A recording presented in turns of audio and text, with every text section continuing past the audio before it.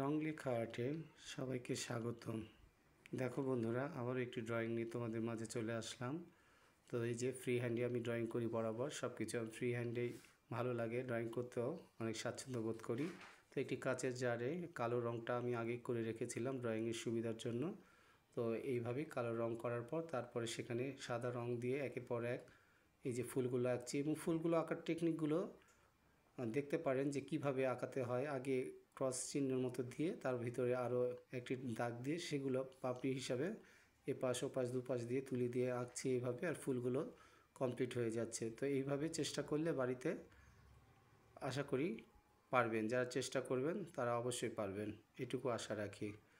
তো এই যে একের পর এক ফুলগুলো আমার কমপ্লিট হলো। ফুলগুলো কমপ্লিট হওয়ার পর তারপরে হলুদ রং দিয়ে আমি সেখানে একটু ডট ডট দিব, যেটা এখন করছি।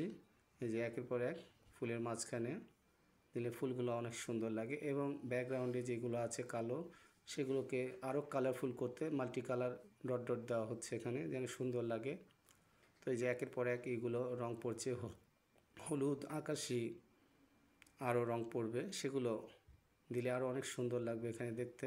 এই যে আকাশি ডট দেওয়ার পরে তারপর সেখানে লাল কালার দিয়েও ডট ডট দিব, এইভাবে ধীরে ধীরে। তারপরে আমার যে বয়ামটি, এটা শোপিস হিসাবেও বাসাতে রাখা যায়, দেখতে অনেক সুন্দর লাগে। তো এইভাবে করলে আমার মনে হয় খারাপ লাগবে না। তো এই যে আমার প্রচেষ্টা চলছে।